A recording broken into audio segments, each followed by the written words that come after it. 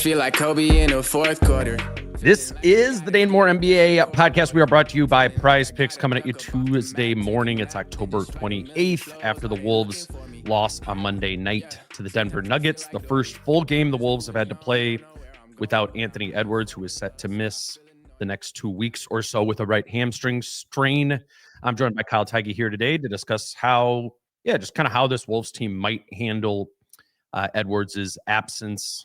And we got our first look at that last night, so we'll dig into that there. Hi, Kyle. What's up, buddy? How's it going?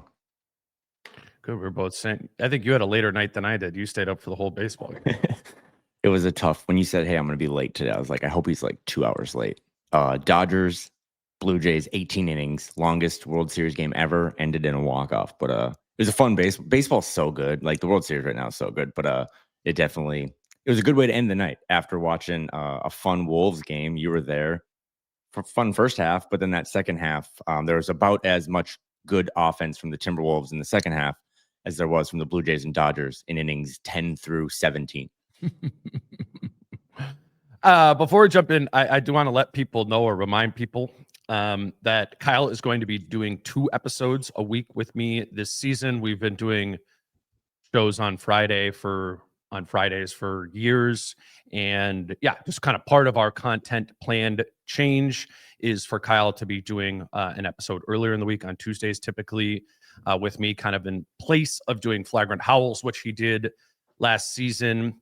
I also did want to say that Kyle doing a second episode a week is not in replace of anybody else. We still have Jace and Chris and Britt doing episodes, and we'll mix in some other people this season as well. But it is an extra show per week, which means we have more advertising space for this season. I got during that weird first couple of games where FanDuel wasn't showing the press conferences, or I still don't know exactly what's going on there.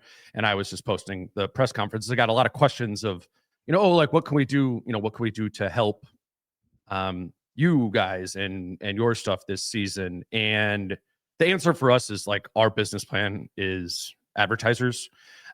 We do advertising so as to not have to put anything behind a paywall or anything like that. So more Kyle episodes, more total episodes means we have more advertising space this season. And if your company or brand or someone would like to partner with us this season, please send us an email at DaneMooreProductions@gmail.com. That's in the show notes on the YouTube page or in your podcast player. But yeah, we're looking for more advertisers this season. And normally this is kind of how it works. The season starts and people are like, oh, cool.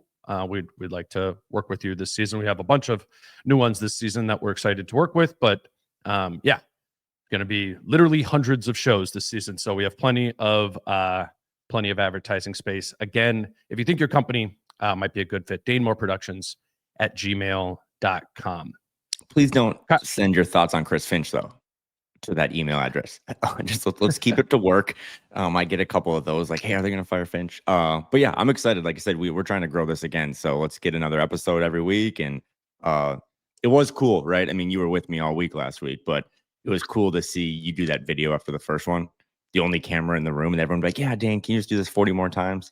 It's like, well, might have to take out a second mortgage, but no. So support us, support those who support us. But that's the best way to do it is to actually and not all of you can advertise your company on here. You don't have a company to do it, but using promo codes and that sort of stuff of just, patronizing the businesses that work with us. That's how this all, all comes to work. And someone's going to say the whole like, hey, show starts at 4:20 in the comment section, but it's either this or a paywall. Like we can't get to, the games on the road without Dane pays for my flights and our hotels. So again, it's important to support us if you can, but also there's people that can't. So that's why, just keep listening to us, downloading us, subscribing. But yeah. And I'm going to be the reporter. I'm going to be the reporter covering the most road games this season. Chris is and Dane pays for that himself. So let's just, again, support us. I want to talk about basketball. That was a good way to start it, but the basketball doesn't really happen. And they do like we're good. I'm not. Yeah. This isn't like a desperate not situation or broke boys. anything like that. Yeah, we just have more advertising space, and advertising does work. I mean, look at Falling Knife. Look at a lot of the businesses that we've worked with. They've had positive experiences. Where I want to start, Kyle, I sent to you in the email was, I don't know, it's just kind of was striking to me during the game to be like, this doesn't feel like the other 25 Wolves Nuggets games that I've watched over the last, 2 seasons. And the obvious piece is Ant isn't playing in the game. And that's going to be our broader theme for this episode today, is playing without Ant last night and playing without Ant in general. But yeah, not your grandmother's Wolves Nuggets matchup of old, right? What did you feel any of that, or what did you think was different? I think every time the Wolves, I mean, this is actually Denver, like the Denver Nuggets tweeted out, like, oh, we had this one on the calendar yesterday morning. Like, this is a rivalry. And the Nuggets have ultimately won a title by beating the Wolves that one playoff series when there was no Jaden and no Nas. So they have ultimately had the upper hand in this. But then the Wolves had that, infamous 7-game series where they come back down 20 and win game 7. So whether either side, either or wants to admit it or not, like, this is just about as much of a rivalry as you get now in the NBA, because you don't really have. They manufacture rivalries, but this is a real one. Like game 82, right? Taj Gibson in the corner getting the steal. So it is kind of fun to just watch any of these games and think of all the different dynamics of, last night, Denver has a new coach and the Wolves have a new power forward for year 2 with Julius, but you hearken back to like when Kat was guarding Jokic, or you think about when Nikhil and Jaden kind of put Jamal Murray in the torture chamber in that infamous viral clip, and then there's no more Nikhil. So there's like a lot of memories that get stirred up by watching Wolves Nuggets, but also too, I think from a purely basketball standpoint, they each just do things that fuck the other one up. And last night you saw that in the first half, I thought, with how the Wolves attacked Denver, and then in the second half when Denver attacked Minnesota. So it's changed throughout the years, and now I think there's new wrinkles. Denver has a bunch of new guys that were, Cam Johnson wasn't good last night, but he's going to be a big part of it. And Tim Hardaway Jr., they have a lot more shooting. And then the Wolves side, I think they have a lot more inexperienced guys that aren't used to this rivalry with TJ and Jalen and Rob and stuff, and trying to get them acclimated to this rivalry. So yeah, last night brought back a lot of memories of how many games these two teams have played, right? They play in the preseason every year too. Well, I was just thinking too of, like, you talk about no Cat, and that was the Jokic strategy, right? Was Cat guarding Jokic, and Rudy Gobert lurking off of Aaron Gordon and ignoring Aaron Gordon. Like, the Wolves beat the Nuggets in the playoffs because they had a strategy that worked of effectively ignoring Aaron Gordon.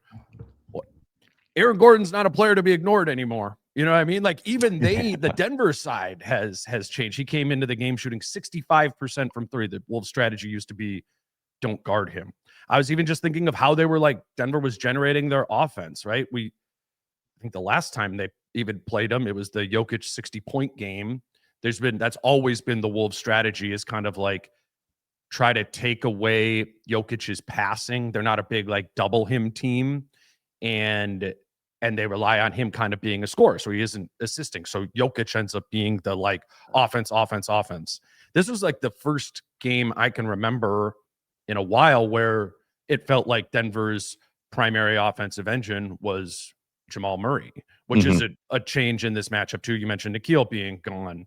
They don't have as many guys to kind of throw at him there. So yeah, I found it to be, long story short, a very different type of Wolves Nuggets game. But the main piece that was different is Anthony Edwards was not in that game. The Wolves had to find a way to play without Ant, and are going to need to for the next week or so here. So that's what I want to talk about first. What was different playing without Ant in this game?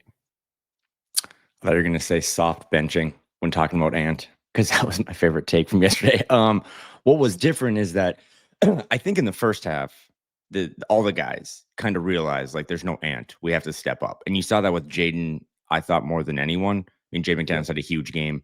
And they all were like, okay, I always do like the pie thing, but if we're expected to play, 100% in a game with Ant's out, now I got to play 125%. And I thought collectively they did a good job of that. it's in that second half on both sides of the ball, right? Like when the defense, I think the Nuggets in the third quarter scored on made 20 of their 24 shots. So when the defense was starting to fall apart, it started to just kind of snowball because then offensively, those same shots that Jaden was hitting from the mid range. Let's hold off on the defense piece of it and just talk about because we're going to do Okay. I want to do a whole thing on the defensive thing because Finch was really raised red flags. But just what was different? What would do the Jaden piece? I just think as a basketball game goes on, I mean, this is any sport. Like, again, this baseball thing I watched last night, it just gets tighter and like the possessions become more important. It's fair. I mean, I don't want to say it's easy, but it's fairly easy in the first half to just get a bucket. Like you're playing a little more loosey-goosey. There's a little more free-flowing action on both sides. It's when you get into the third and then obviously that fourth quarter where it tightens up. And I thought you saw, especially in the fourth quarter, when they just shot after shot, they got one shot attempt, no offensive rebounds, not always great looks. They didn't have anyone to really initiate as well as they were initiating in the first half. Julius wasn't touching the ball as much. There was a stretch where, yes, Jaden, you're hooping, but I think he had 4 straight shots, and they were all kind of like, I have to get this on my own. So they just didn't have that gravity. They didn't have that playmaker. They didn't have that guy to get to the rim and get to the line. And again, that's what they're going to have to figure out, because I do think for the first, 2.5, 3 quarters, they're going to be able to tread water with the guys they have for this next week or two. But it's for a team that's already struggling in the clutch in the final 4 minutes of the game with Anthony Edwards, to not have him, it's like, where do we even start? And I think you kind of saw that last night because it was a close game, right? Through most of the third and early fourth quarter.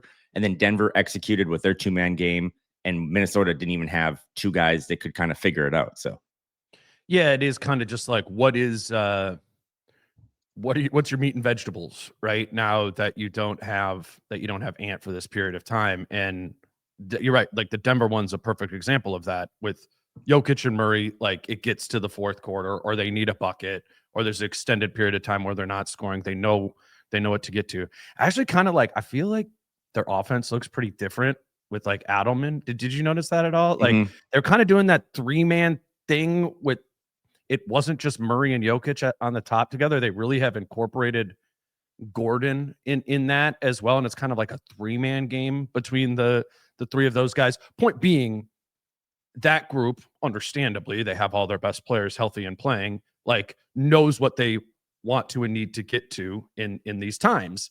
And the Wolves without Ant are obviously searching for that to some extent. They know, through the first 3 games that Randle can really be a hub of the offense. That kind of seems like the one thing that they really know. But as we talk about all the time with Julius Randle, right? He needs an advantage situation to be that hub. And he had a really great advantage situation against Pascal Siakam, who couldn't guard him in one-on-one situations. So he's able to, you're kind of able to play from there. They have to start bringing double teams. Okay, now Randle can play make. Well, last night, I felt like Randle only had that advantage when he was guarded by Jokic.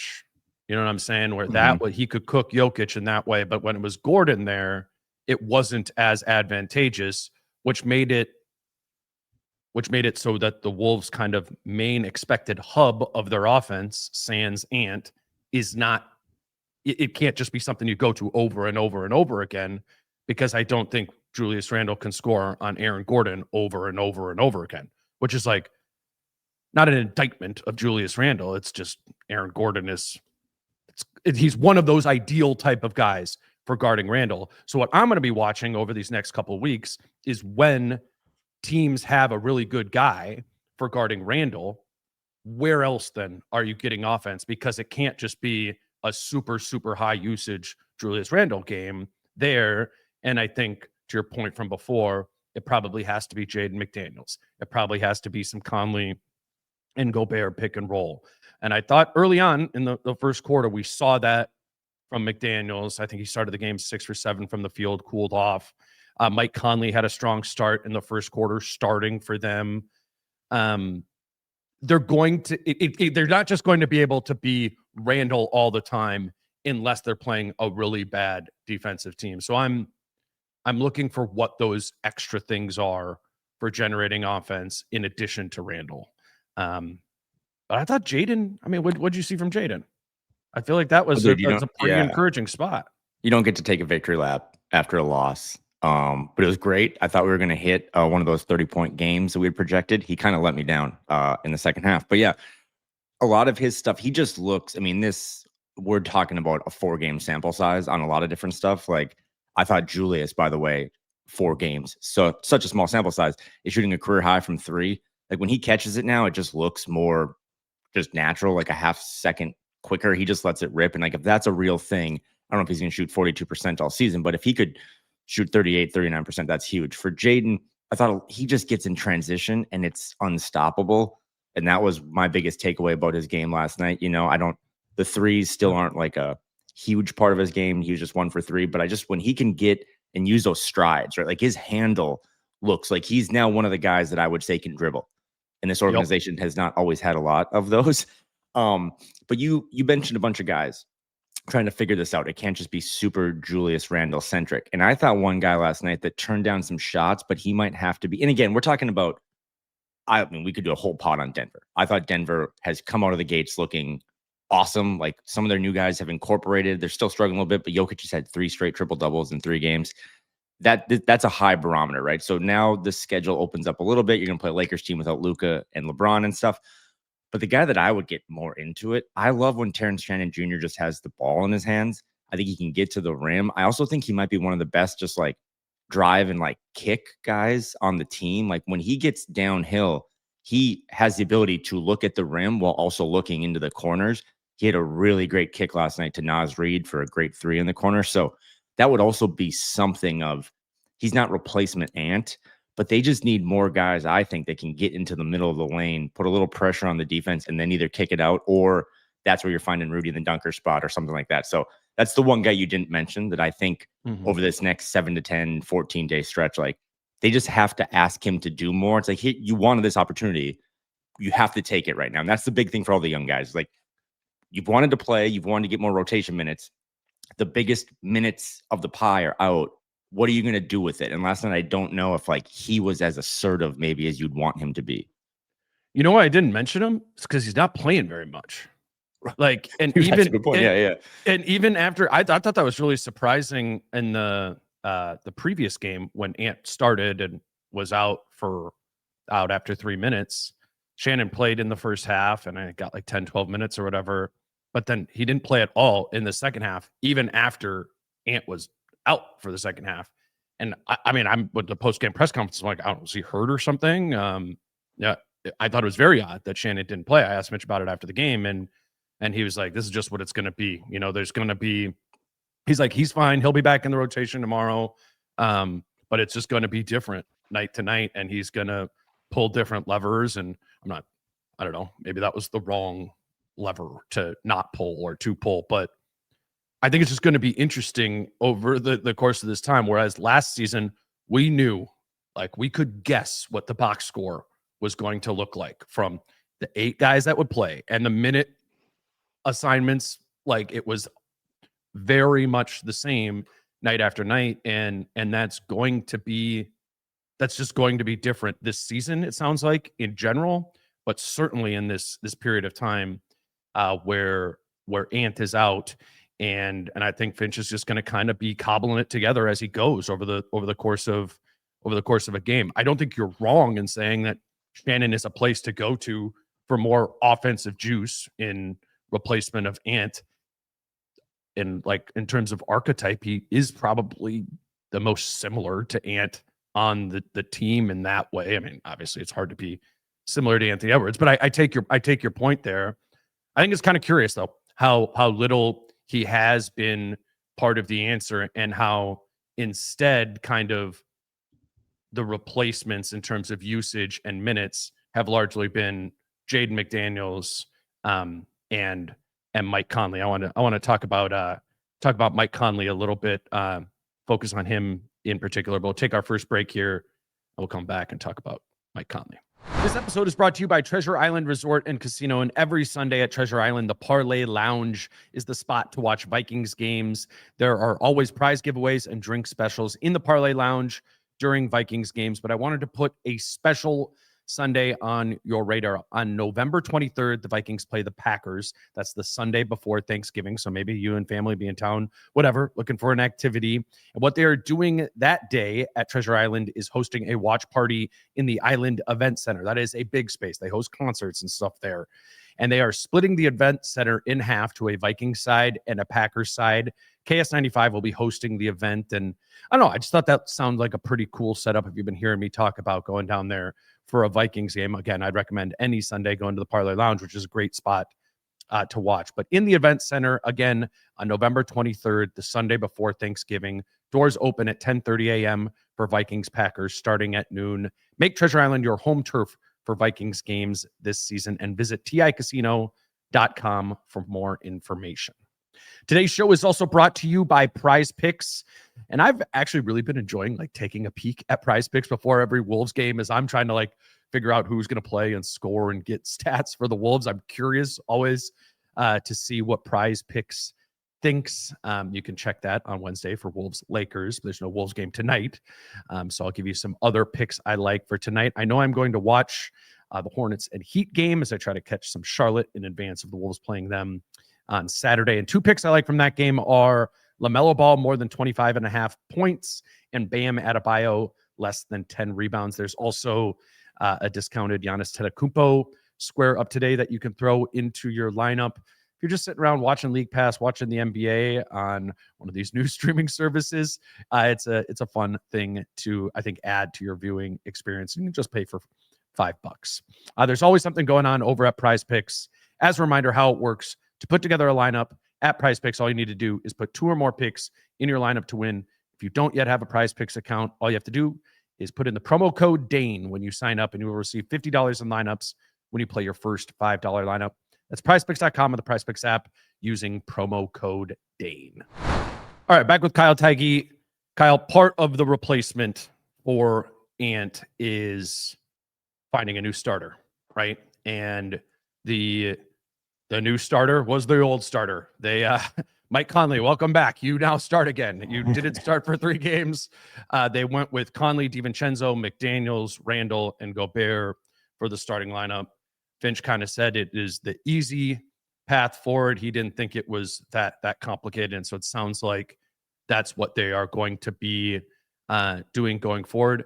I want to talk a little bit about what we saw from Mike. I think we saw a little bit more activity and stuff there, but just rewind to 8:15 Central Time last night, and you see the starting lineup come up. Like, what were your thoughts of Finch choosing to roll with Conley? I hated it. just to be honest, but I'm just going to be one of the guys that's not going to overreact to any of this stuff. This isn't football. There's way too many games. There's way too many examples of this team figuring it out. And that doesn't mean that they're going to figure it out again this season, but we're 4 games in. So I'm just kind of in experimental mode, which is why I didn't love it, because I guess what it told us is that Dante starts at point guard in a fully healthy lineup simply to provide more floor spacing. He is not in there because they think he can handle certain point guard duties. Because last night it's like, okay, if Dante, back to our brunch last week in Portland, if Chris Haynes said he won the starting point guard lottery, I thought they were going to try to get him a ton of reps, build on the H word, habits of becoming that point guard next to Ant. So it's like, I would have started, Jalen Clark didn't play last night. We'll talk about that in the defensive section, but I would have started Jalen Clark or Terrence Shannon Jr. just to be like, okay, let's put a completely different wrinkle into this, build up one of the young guys' confidence, and keep Dante doing what we're going to have him, I think, do all season. So 3 games in, or the 4th game in, now you shift Dante to what you said with Chris the other day. Now he's doing the Malik Beasley role a little more, which I think you and I agree is what we would prefer he do. But it's 1 week of hey, Dante, you're going to be the point guard for this potential contender. Now you're not doing that. And I just didn't love that. But I also know, going back to the conservative nature of this organization, they just wanted more guys out there that can handle the ball and be adults. I just didn't agree with it, flat out. It's nothing to do with Mike. I like Mike's opportunity now, in a second unit. Maybe he can, get some of the young guys. I've been watching Chris Paul play with a bunch of young guys on this Clippers team. It's okay, he gets them in the right spots. He's an adult out there. They need that. Maybe Mike and the young guys. But I just flat out, if you want my reaction, I didn't like it because of what it does to Dante. It's 1 week now, Dante, you're the point guard. The other you're not. And I don't know if you have the clips, but you were in the locker room post game, and Mike had, I thought, some weird comments about playing point guard or finding out or his minutes and stuff. And it's like, okay, we have completely lost the plot from earlier this month when I thought Mike was going to start. Or it just seems like there's a lot of confusion right now. Yeah. Well, so that was, I do have a clip here. It's kind of long. It's like 2 minutes, but I asked Mike a handful of questions just about what this has sort of been like, because he used, the term confusing and his role shifting, and just kind of, that being not just for him, but for the team, these different sort of lineup different sort of lineup, the ways that they're being put together, right, being confusing for him and others on the team, of like, again, to what I was talking about before, when there was these super defined roles a season ago, you knew what minutes you were playing every single night. This is not that way. I do think it's fair to say there's been confusion. Also, obviously, Mike hasn't played well, or it certainly through those first 3 games wasn't a lot of minutes or anything like that. But so I wanted to ask Mike just about kind of what this season has been like for him and for the team at large, having different roles night to night. So here's Mike in the locker room. It's like 2 minutes, but I think this is worthwhile context to this whole point guard thing. Mike, you mentioned lineups changing and stuff like that. What has this just been like for you on a personal level of the lineup changes? Honestly, it's been a lot. Not knowing if I'm gonna play like 10 minutes or 5 or start or not. It's been kind of a shock in that aspect to get ready for the game. But for my job since I've been here is just to be ready to play, be ready to help these guys as much as I can. And if I'm gonna play, more and more with Ant being out, I just got to get my mind right to do that and try to help as much as I can. And if I'm not gonna play as much, I'm gonna be ready to provide whatever I can for the team. As leadership, vocally or whatever I got to do. How do you feel like you're playing? Honestly, it's the rhythm has been a little funky early, especially the first few games. I feel like tonight and even last night I've gotten to a much better flow of the game, just being able to get out there and get in the flow of things, play point guard and do what I do a little bit. So I think it's getting better and better. But like I said, it's just kind of been not as a rhythmic thing. It's been a little funky. When you're an older player and you have a game or two of struggling, that's what people are going to to point to, is this is a product of age. Do you feel different physically in any way? Not at all. I think the Laker game was crazy because I get in, I get like foul trouble right away, and I'm like, now I can't play at all. So it's like it was just a frustrating situation. But I keep confident every day I come in. I came in early today to work out. I do what I do normally. My body's holding up fine. Like I said, I played 9 minutes and like 12 minutes and then 25 back to back, and I was out there doing stuff I normally do. So just trying to stay healthy and keep it going. What'd you make of that, Kyle? Well, can we just talk about the first week? I know we might do like a month recap later this week or something, but just the first week, like those comments confirmed to me, right? We already kind of knew this, but like those comments confirmed to me that the Dante DiVincenzo starting game 1 against Portland was made super last minute, because those are not the words of someone who all training camp was like QB1, put the ball in my hands, all this stuff. And then he's like, yeah, this has been a complete shit show roller coaster for the first week of my minutes. And he's right about the LA game. And I should say, last night against Denver, he finishes with 10 points. He led the team in assists. He has no turnovers. Like, I actually thought Mike Conley played a good basketball game last night. And that might be Mike confirming post game. Like, if I can just, warm the car up a little bit, like the car still runs. Play point guard. I thought that was the line there. He goes, Ant is out, and now I'm back to playing point guard.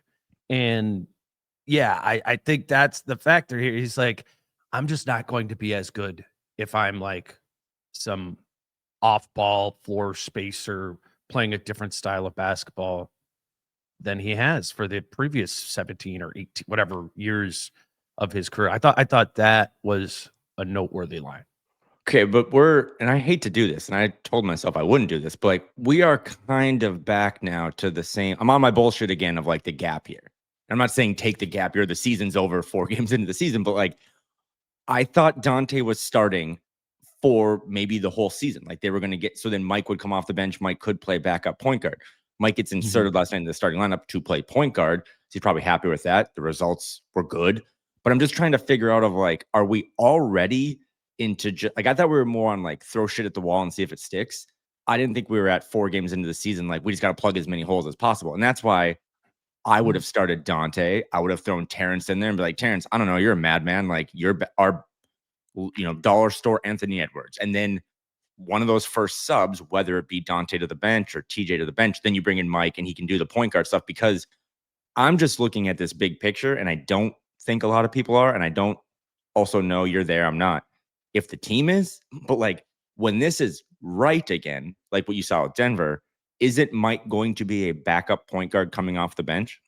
So don't you want to get him acclimated to that type of role, building those types of habits so that he's not post game saying, I feel like my chain's getting yanked all over the place?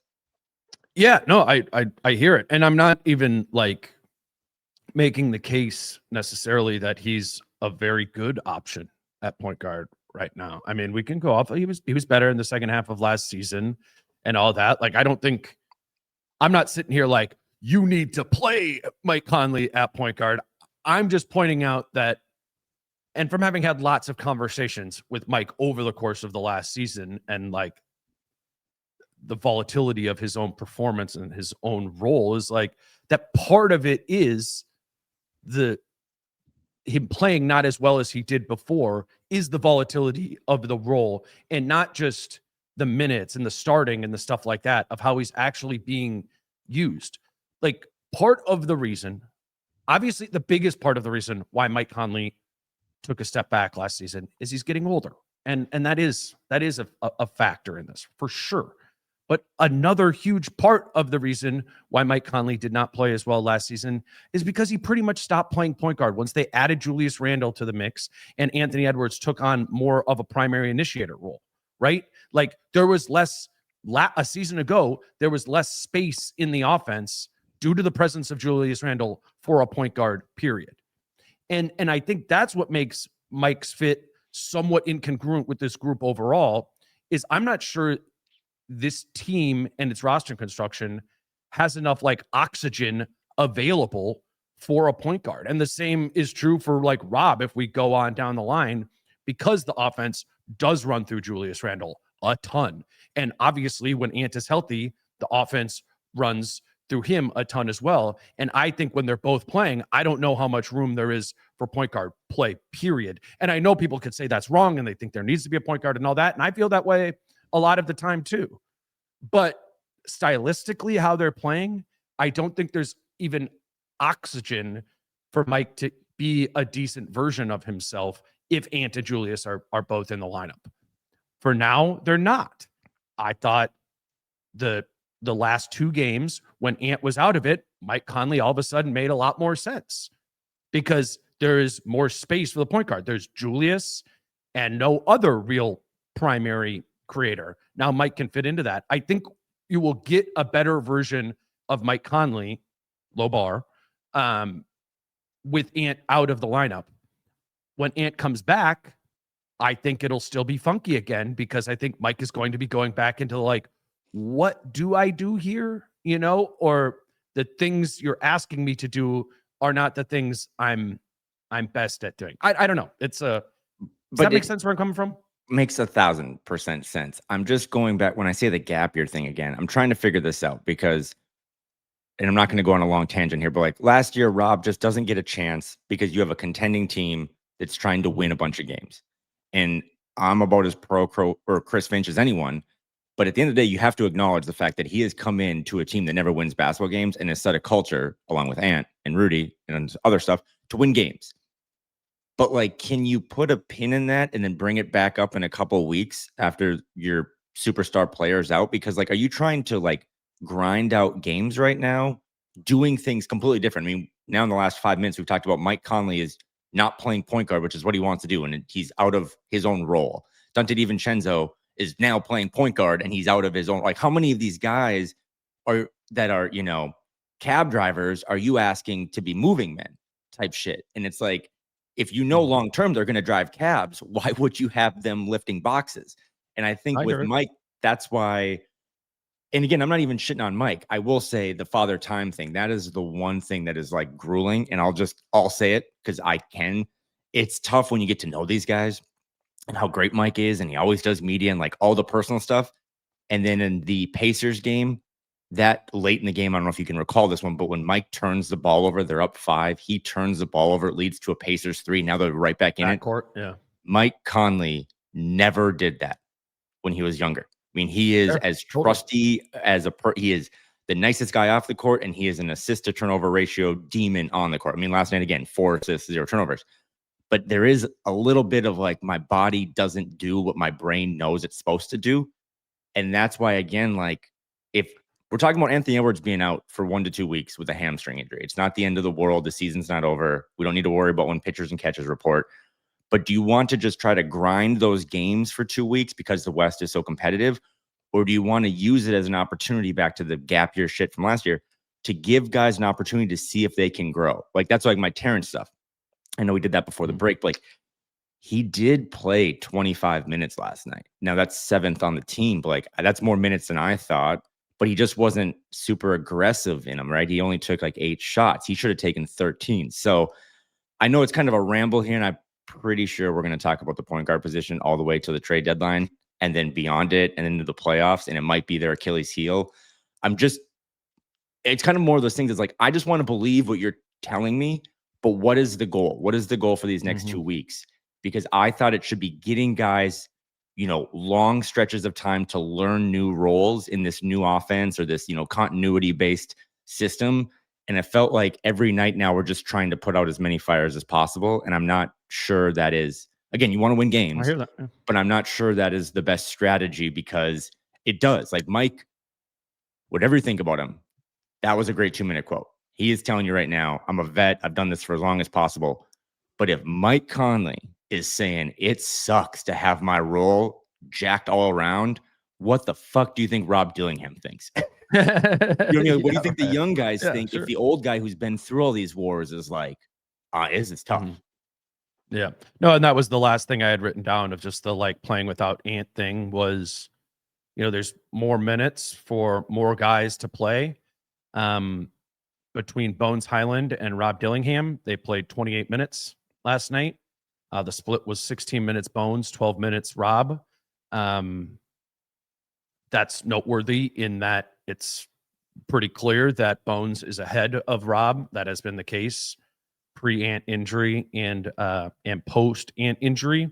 I do think, I don't know how good, Rob is going to be or anything, but I think I would extend the plays point guard thing from what we were talking about with Mike to Rob, of when Rob is out there, he looks like he's playing point guard. You know what I'm saying? Again, I think because Ant is not out there, he's only out there with one of Julius and Ant. And that's the, at least for this moment, that's kind of my theme right now, is there's room in this offense for a point guard when one of Ant or Julius are off the floor. And that, for Mike and for Rob. And I think that will be better for Mike and Rob. The question is, like the existential question is that important? How important is that to Chris Finch to empower Mike, to put him in the best position to be able to play, to empower Rob to put him in the best position to play, when that's going to have some ripple effects to the other guys that are playing? I don't know. All I'm talking about is this is what it was. We've seen on Sunday and Monday, the Wolves have to last minute kind of figure out a no Ant strategy without having had a practice in between there. And I think what you're saying, being like, I don't really get this, and how they're getting to it is totally fair.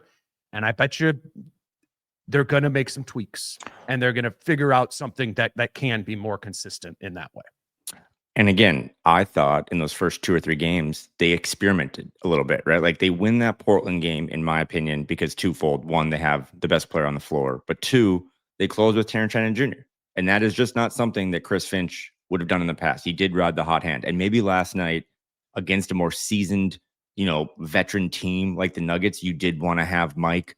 Now against this kind of makeshift Lakers roster on Wednesday, maybe you kind of get a little more experimental and maybe throw Terrence in there. I do, again, we'll talk about this in a second, but I thought they really did miss Jalen Clark last night, not just for the defensive stuff, but again, I still think he's just kind of, he can get a couple easy buckets, an offensive rebound, a good cut.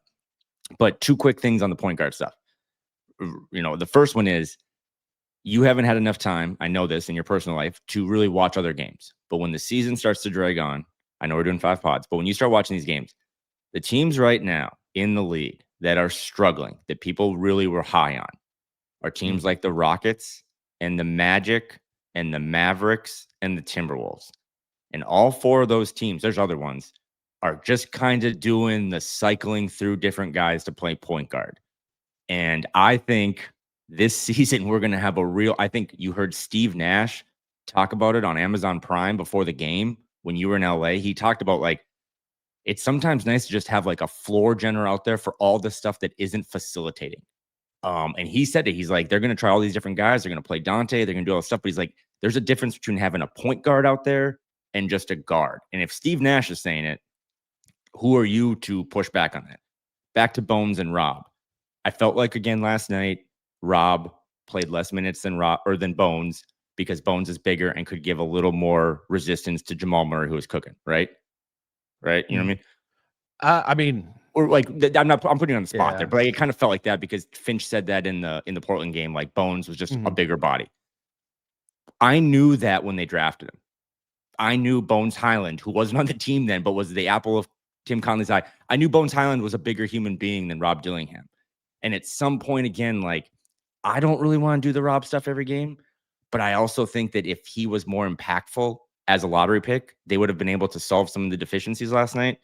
And if he can't play or find consistent minutes, I don't care who the opponent is, during these next 10 to 14 games, that's a bad pick. And you probably need to cut ties with it sooner than later, because this is the opportunity for him. They need creation. They need scoring. They need all these little things with Ant out.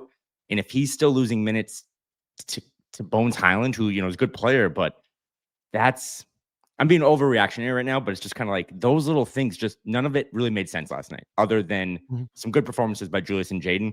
The way they got to that game, ultimately losing by 15 or 12 points or whatever, it just didn't make sense. And I would hope that against the Lakers, you see some new experiments on the court. No, I think that's all very fair and reactionary, sure, to the first 4 games, but what else do we have to react to? We're trying to figure this thing. We would be trying to figure this thing out on the fly no matter what. And we're even more trying to figure this thing out on the fly because Anthony Edwards out of nowhere is now out for a couple of weeks, which never happens. So yeah, this is a team that is searching for identity offensively. I think we just talked about that there, but I do want to move over to the defensive side, where they are searching for an identity here as well. We'll take another quick break, and then we will move into talking about the defense. Today's show is brought to you by Factor. And when fall comes around in our household, we start doing Factor, because with a busier routine in the fall and going to games a lot of the nights, finding time to grocery shop and prep meals and cook can be really tough. That's why I love Factor. Their chef-prepped, dietitian-approved meals make it easy to stay on track and enjoy something comforting and delicious, no matter how hectic the season gets. Factor has more variety and more meals than they ever have before. You can choose from a wider selection of weekly meal options, including premium seafood choices like salmon and shrimp at no extra cost. From more choices to better nutrition, that's why 97% of customers say that Factor helped them live a healthier life, and you can feel the difference no matter your routine. I really do use this, and you should too. Eat smart at factormeals.com/DaneMoore50 off and use code DaneMoore50 off to get 50% off your first box plus free breakfast for 1 year. That's code DaneMoore50 off at factormeals.com for 50% off your first box plus free breakfast for 1 year. You can find that URL and code in the show notes. Get delicious, ready-to-eat meals delivered with Factor. Offer only valid for new Factor customers with code and qualifying auto-renewing subscription purchase. All right, back with Kyle Theige. Kyle, I want to talk about the defense, but I want to start that by playing this clip from Finch, which I think officially raised the flag about concerns about the defense this season. Here's Finch on the defensive identity. guys think about how they're probably going to score more, touch the ball more, of keeping the focus where it needs Not to if be. you want to win. If you want to win, like, you don't think that way. If you're worried about going to get numbers, then, you know, you think that way. But, like, you know, you can't think that way. We got enough guys to be able to cover the scoring and the usage, and then we'll spread it around. I mean, it's not like you can just, you know, not guard. That's just not like what, you know, winning teams should do, right? How far into the season does it get where you start worrying about this team's defensive identity, and if that is actually the case? I mean, very concerned about it right now. To be honest with you, I mean, we have been extremely inconsistent defensively. So. Kyle, we raised that flag after the first game in Portland. It certainly doesn't feel like the defensive identity of 2 seasons ago. And what we were talking about in Portland after that first game was like, I'm not even sure this feels like the defense of last season. And now 4 games in, it doesn't. I know it doesn't feel like the defense of even last season. And it doesn't feel like they do have an identity, to Finch's point there. How is it that they're guarding? What works defensively? I could go through and make a list substantially longer about what's not working defensively for this team right now. And I don't think that's something I couldn't have made a longer list about what's not working defensively for this team than what is working defensively for this team. Really at any time in the Rudy Gobert era here, but it's there you heard it from the coach. There are concerns about the defensive identity of this group right now. I think when you talk about the defense, it does still start with Rudy Gobert, right? Like, that's just like, if we're going to talk about defense, it always starts with him, even if he's not really the problem. I don't know if you have these numbers up, but I'm stealing these from our guy, Jake Painting, and these seem accurate and they seem like a good starting point for this. But this season, with Rudy Gobert on the floor, Minnesota has a 113 offensive rating, which is equivalent to like 20th last season, and a 111 defensive rating. That's 7th. When Rudy's off the floor, they have a 123.5 offensive rating, which would be 1st, and a 135 defensive rating, which would be 30th. There are 30 teams in the NBA. So, but this is where then, if you're like an anonymous, you know, Twitter account or whatever, you're like, oh, they suck, like Rudy sucks, blah, blah, blah. I still think Rudy Gobert is the hub of all this defensive stuff. Why are they not as good defensively as they were 2 years ago? Well, I think for me now, I'm starting to realize it just starts with personnel. You had a 2-year younger Rudy, a 2-year younger Mike. You had Kyle. I think Carl really bought into the scheme. Like, I don't know if you're going to have that type of defense. And now we're going to have to figure out, like, Nikhil too. But to circle it back, like, this is why last night you're watching them not be able to score on offense in the second half. And you're like, God damn, I wish they had number 5 out there. But I also thought every time Jamal Murray scored, it's like, I would have loved to have seen Jalen Clark get a real Nikhil opportunity to just hound him the whole game. Like, they really missed Jalen Clark last night. And I know I started this with Rudy, but it's like, if Jalen's calf is fine, it seemed kind of like a one-off, not a long-term thing. But like, he would be the guy again, back to my preseason prediction. Like, he needs to be top 8 minutes. And the point guard stuff we can fight about all the time. And I know it's a big issue, but like, if the defense is your identity and you're raising a red flag on game 4, you probably just need to play your better defensive players more minutes. And I know Finch kind of said, like, hey, we need our all defensive guys to be all defensive, like Rudy and Jaden. And I would agree. I thought as good, but this is kind of chicken and egg. They don't stay in that game last night if Jaden's not having more role offensively and more burden on him. But then, hey, also, can you go shut down Jamal Murray, who has 41? And I think if they could have had someone else to throw, who else would they have thrown last night at Jamal Murray with Ant and Jalen out? Like, if Jaden's on the bench, who do you throw at him? Well, this goes to it goes to the question of, is all the gas that they were given Terrence Shannon Jr. defensively real? Like, that doesn't seem like a guy that they've been able to rely on in the Nikhil, Jalen Clark sort of way defensively. And, that's a high level of defense. But I think that's not Terrence Shannon Jr. Terrence Shannon Jr. is not going to be this 9 out of 10, 10 out of 10 defensive player there. But I think we were made to believe going into the season that part of the perimeter defense answer, as the personnel has changed and they've lost some perimeter defenders, is that Terrence Shannon Jr. would be part of that. Terrence is a better offensive player than Nickeil is, or has a more diversified offensive skill set, can do more things offensively, get out in transition, obviously more, get to the rim more. But I don't think Terrence is. I think this is just the perfect example of them not having the same personnel. Doesn't mean they have worse personnel. They just don't have as defensive leaning personnel. And I think Terrence Shannon Jr. in a way is a microcosm of that. Not that he's a bad defender, but you're going to get a little more offense from him than you are defense. Whereas I think Nickeil, you got both sides of the ball from him some, but you got more defense, than you did offense. So I don't think there are really options, especially in a game. I mean, there's Jalen Clark, but I was going to say, especially in a game when Jalen Clark doesn't play, I'm not surprised Finch pointed to, we need more from Jaden McDaniels and Rudy Gobert are all defensive players, because I don't think he looks up and down the rest of the roster of guys that were healthy and active last night of real options to deliver you a lot of defense. For as good as Julius Randle has been offensively this season, and I've loved that, we've talked about it on literally every pod that we've done, the defense is not there from him.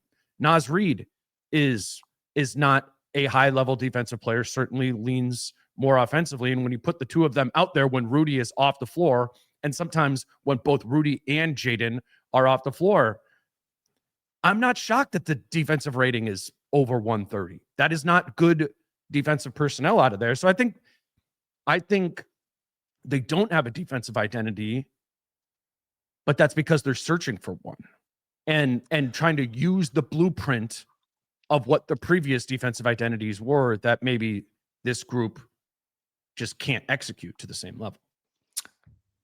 What you said at the top, I do want to just remind myself, you do 5 of these pods a week. Like, you're going to get reactionary after a difficult loss to a team that you think is a rival.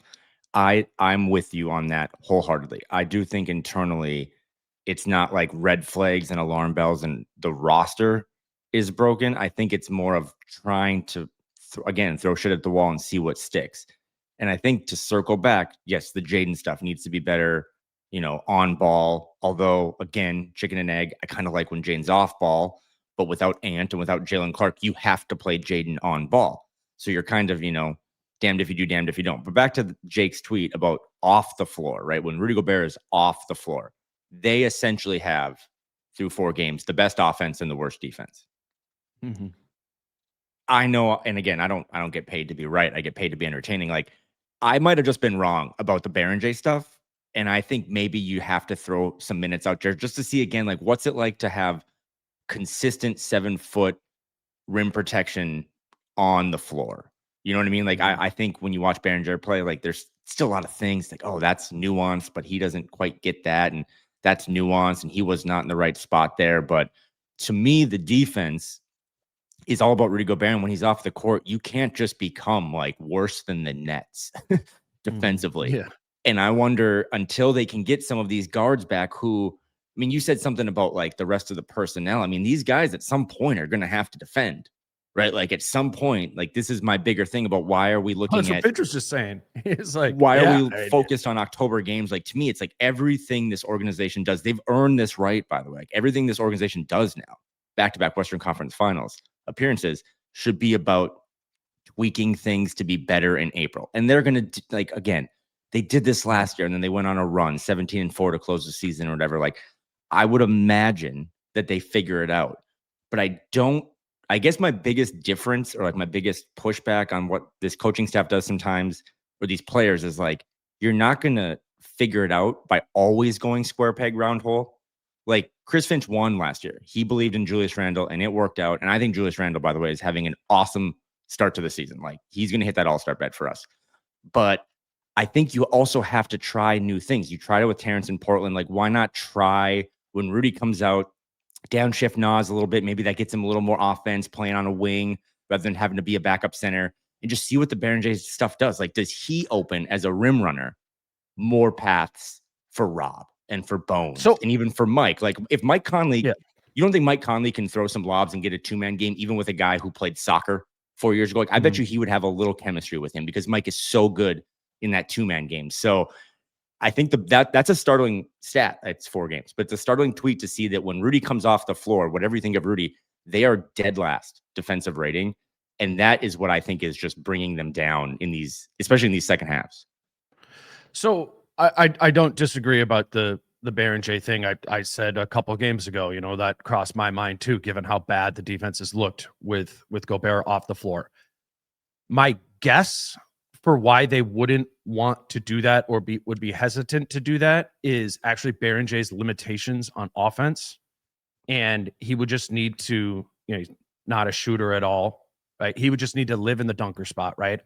I would assume they probably don't even really feel comfortable having him kind of be like a hub like Rudy is for like DHOs and stuff like that. Like it's really actually very helpful to the Wolves offense when Rudy can get out and do DHOs, because then he's not under the basket, right? In Ant, and in this case, specifically Julius's way, right? When he's not in the dunker spot, bringing a 7-footer to provide resistance for Julius, that's a win. I wonder if the only place Berenger can play offensively right now is the dunker spot. And if that is the case, then I would assume the offense gets worse with significantly worse with Berenger off the floor, because then I don't think Julius can play the way that Julius has been playing. Does that make sense? Because now the 7-footer is going to be there for help on every Randle piece there. If Berenger could somewhat space and shoot a 3, then I'm like, yeah, all for it. Let's just spread it out. He's going to still be a little bit of a baby giraffe running around out there, whatever, but at least he's a tall giraffe, you know?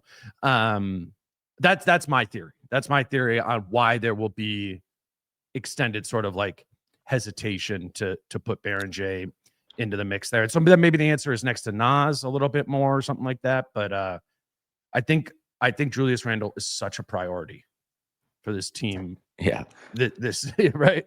But especially, and it actually makes more sense. Yeah, that's not like priority. a sarcastic laugh. It's just pregame when you talk to Finch, it was he just knows where the bodies are buried. Like those two are so on the same page. And I'm with you. And again, I'm play, you know, the trombone music. Like I'm so in on the Julius Randle stuff now.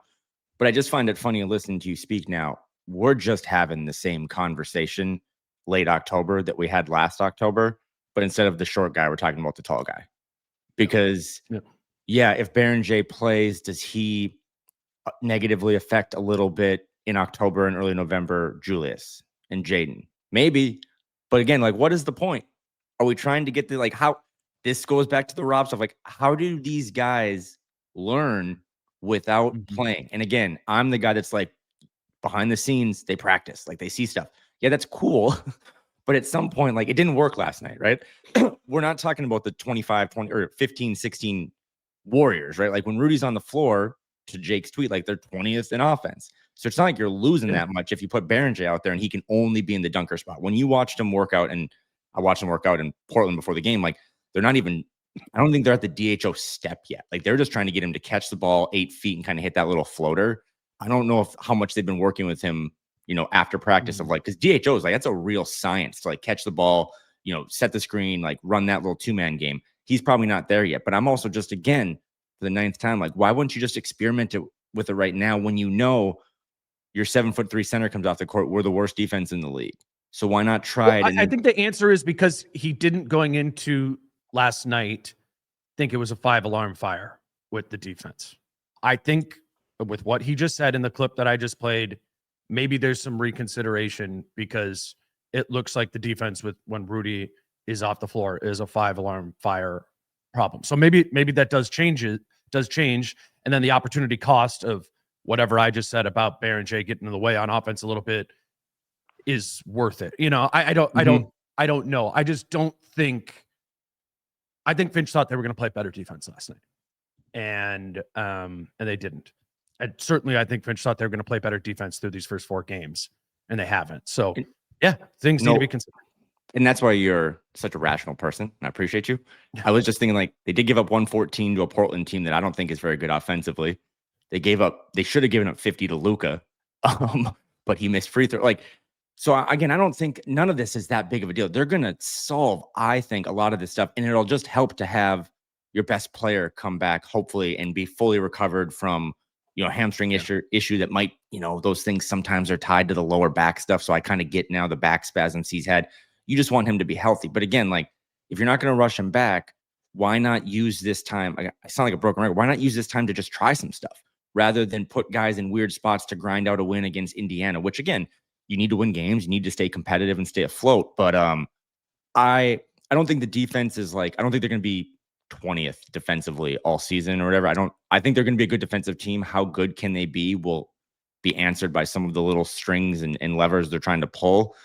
But I would also kind of push back and being like, last night I came away against the best player in the league. I'm concerned about the defense now. I was concerned about the defense against the Lakers, right? Like I was concerned against the defense against a Pacers team that had a bunch of dudes out there who are, not necessarily rotation players, and they're cooking too. Like the defense wasn't just bad last night. And I would argue I'm more concerned about the defense in the first 3 games than I am against what might end up being like one of the 3 or 4 best offenses in the league. So now again, like, let's see what happens on Wednesday against a completely different, it's going to be Austin Reeves and, a bunch of Vandos. Let's see how the defense looks in that matchup. But I just think they should try more stuff. The Jalen Clark piece last night, I would imagine Jalen Clark plays those 25 minutes last night and plays over Terrence. Like in terms of minute hierarchy, he would have made the 7th most minutes last night, and that might have helped. And then it could have got Jaden off ball more, giving him a break. But if this team isn't going to lock in defensively, and I guess this is my question to you, is like Portland did it again last night. They picked up Golden State full court, gave them fits, or the Lakers, and gave them fits, and like they did their thing. I wonder how sustainable that is for a young team that's probably going to lose a bunch of games. Conversely, with Minnesota, like, do you think some of the rationale behind the scenes in the locker room in their own heads is like, we'll play better defense when it matters? You know what I mean? Because we are in October, and I know the coach is saying like this is a red flag, but I do sometimes wonder like how hard it is for these guys to just, I know it sounds so bad, but it's true. Like how hard is it for them to lock in defensively in October? Yeah.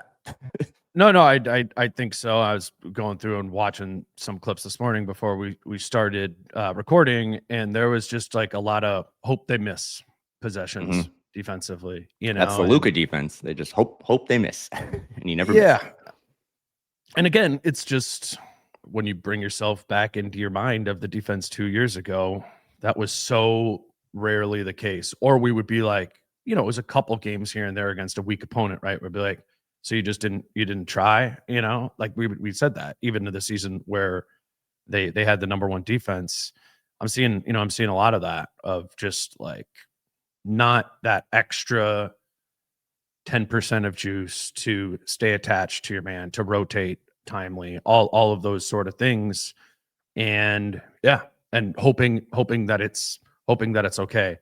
I think what they're learning, and what I'm sure is going to be hammered home in practice and shoot around tomorrow, is that like, hey, this just isn't going to work if we don't, if we don't play this sort of way.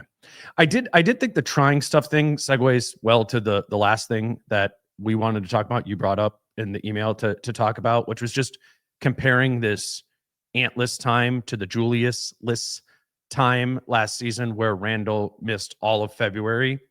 And remember at that time, you're like, ooh, this is kind of fun. Like Nas starting at the 5, and McDaniel starting at the 4, because Gobert got hurt that month too. DiVincenzo got hurt that month too. And it was this like really interesting month of trying stuff, right? And we did get to see actually the version, I think, of Jaden McDaniels that we've seen these first 4 games offensively. Saw a lot of that in February last season when Julius was out. But that February of trying stuff was a good reminder that trying stuff usually leads to losing. And they went 5-8 in that month. And we're not a very good team over the course of that period of time, which what you've been saying this whole pod is like, I understand the cost of it and the risk of it here, but investing in trying stuff may pay dividends down the line, which again, Jaden's probably an example of that. Trying stuff with him in February last season is paying dividends now today. I think Finch is so concerned about trying stuff and having a bad month from a win-loss record standpoint that they fall out of, the Western Conference playoff mix. And I think a lot of it is the decisions to not try stuff, if that sustains is about an obsession of winning, night to night, and being a 50 win team, prioritizing, regular season wins a little bit more than the big picture. I know we're an hour in. We probably should have led with this. So it's my fault for putting it in the last bullet of the email. But I think this is truly, point guard position aside, defensive identity aside, I think this is the most interesting narrative surrounding this team right now, is that we have an opportunity with less missed games, I think, because like you said, Julius was out the whole month, basically, of February, and it's going to be reevaluated in a week, probably out 2 weeks, whatever. They did this same thing last season, and they went 5-8, and I'm sure a lot of people lost their minds. They were like, oh, they're not even going to make the play-in and all that stuff. And they actually benefited from losing more games than they won. And that's kind of where I'm at right now. Did they? I mean, I thought because didn't they close the season 17-4 and they unlocked some guys, and Julius came out in The Athletic and said, like, it took me sitting on the sidelines to figure out what I should do more because Jaden has leveled up and Nas has leveled up. Like, and I wonder if some of that, I know he was wearing slippers last night on the court, but like, I wonder if Ant's going to do some of that of like, this is going to be the longest prolonged stretch Anthony Edwards has ever missed basketball games. And what can he pick up from watching? Oh my God. Like, okay, Jaden in transition is a cheat code. If I get the ball, I should just throw it up to him. Like little things like that. But to your bigger point of like this exponential fear of, we don't want to fall too back in the race, right? Like we don't want to change up our running style in mile 2 and 3 of this marathon where we could start running 12-minute miles. Like I get that, but I also just don't agree with it. But that doesn't make me right. I'm just saying, like, there was an opportunity last year where they had to try a bunch of new stuff, and it got guys a little more comfortable in roles and built habits and all that stuff. And then Julius, being an all-star and an all-NBA guy, came back. He's like, okay, now I'm going to fit around you a little more, right? There's that infamous quote in Sacramento or Game 2, whatever, and Ant's like, we told Julius, like, we're all going to fit around you. No, that's not how it worked. Julius fit around them because he is a higher level player than all those guys. And that's what high level players do. They modify their games to fit their teammates. So to the experimental thing, man, we haven't even gotten to Halloween yet. Just throw Baby Baguette out there and see like how much worse is the offense. Because one of the things, I know this is not a great example for the Minnesota Timberwolves, but like I'm watching these other games, everyone in this draft class is like impactful. And everyone in last year's draft class is kind of not impactful, by the way. Reed Shepherd, Rob Dillingham stuff. So like, why not just take some early swings? And then if it doesn't work, you can say, you know what? Okay, we tried that. Let's go back to just practicing and Iowa G League stints and stuff. And we'll get you back in January or February. But this just seems, Dane, like a great opportunity to try some stuff. And I don't know any team that lost a couple more games than they won before Thanksgiving that like it ruined their season. I'm not talking about going 2-10. 5-8 is not that bad, and they figured some stuff out. No, I hear your position, and I don't disagree with it. I hear the other side too. I do think in this West, and given the expectations of this team, that there is some logic in prioritizing winning too. And again, I don't know. I don't have a really strong opinion on it, but I'd come on here and argue with you if I strongly disagreed with what you were saying. So I think they didn't expect Ant to be out, right? For sure. So like we're gonna do another pod on Friday. We're gonna see this Lakers game. I would anticipate you get a very energized defensive performance from this team. And that doesn't mean everything is solved, but like, right, can't you see that first quarter, like locking up? I do. And especially if Jalen Clark is back and they're not going to have, LeBron or Luka or whatever. So maybe that just, like you said, a bunch of Vanderbilts, like there's probably a good opportunity to have a good defensive game here, but we are doing the reactionary thing and we are reacting to the games that are in front of us here. I just know I did that last season. And then when I went back and looked at a 10-game sample size or a 15-game sample size, the emotions I felt about that, or my thoughts on that 10 to 15-game sample size, did not mirror what I felt after the lowest games in that time. So I don't know. I say that all to mean like room to still assess this. There are some baked in excuses with Ant being out of them necessarily needing to figure it out. I think your point is that even a losing stretch here and getting to Thanksgiving with a losing record can be okay to you if they've tried stuff and found things that will be productive for the spring. I will note trying stuff is no guarantee that will reap benefits, too. So it goes both ways. It just feels like paying off credit card debt with a credit card. You know what I mean? Like because it does, because again, like what you're saying as just a devil's advocate makes a lot of sense. And I would imagine if Matt Lloyd or Mike Honori is listening to this, they're just rolling their eyes like, this kid's so dumb. But they didn't solve anything for that Thunder gentleman's sweep, right? Like, again, like I'm trying to figure out of like, what are real sustainable things now? Like Mike Conley as a Band-Aid with a little higher usage rate, like might get them to tread enough water that they don't drown in the next 2 weeks. But is Mike Conley, do they think it? Like, or do we think it? Like, is Mike Conley going to solve playing Denver and OKC and this Spurs alien team with all these athletes come April and May? And I don't think so.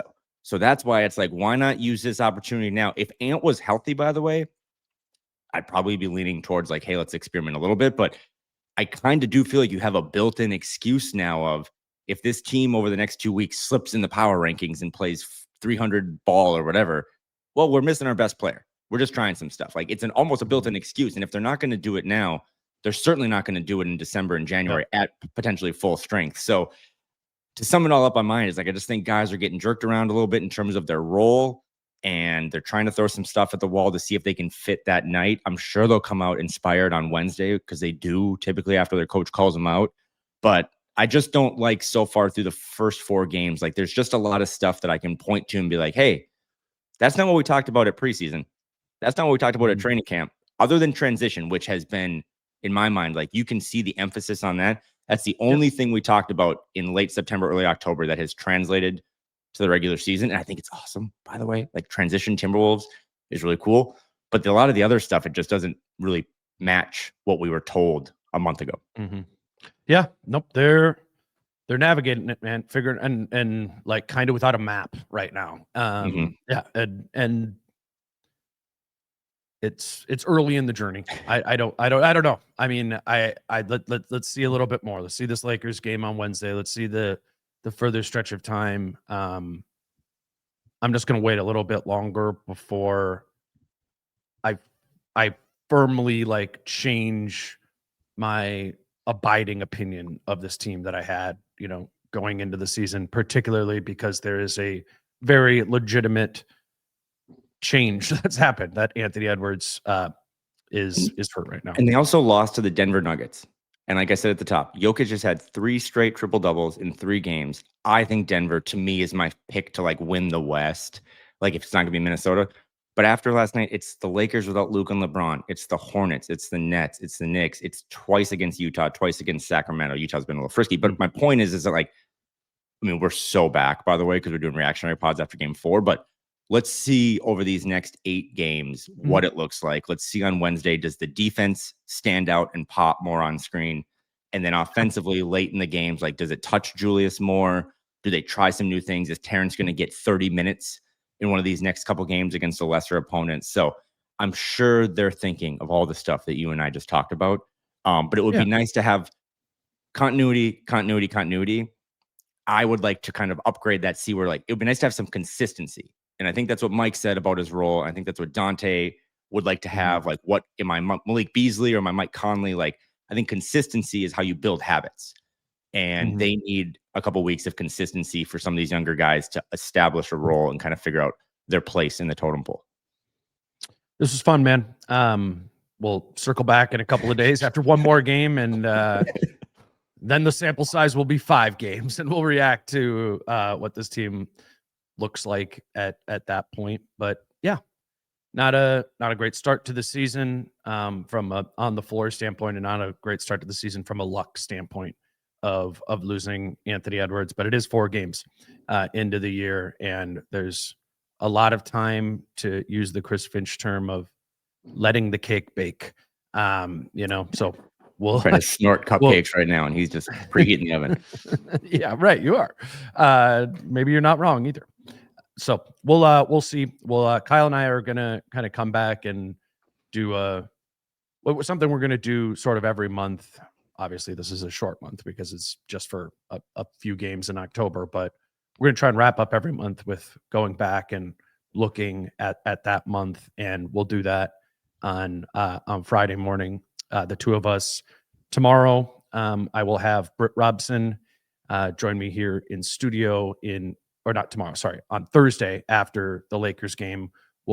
Britt and I will do a pod off of what happened specifically in that Lakers game and just kind of what he's seeing in this first chapter of the season as well. This is what we do here. We roll with it. We see what comes, and we're going to talk about it. But I like the buttons that you pushed in this one, Kyle, and we'll leave them as breadcrumbs along the way to figure out where the hell it is that we're going here. You guys can follow Kyle on Twitter at Kyle Theige, and you can listen to him twice a week on this show with me until Thursday afternoon with Britt. He's Kyle. I'm Dane. Peace out. How I'm feeling, man, I hope it never stop, yeah. Green and hot so you can find me in the crowd, yeah. Don't let standards ever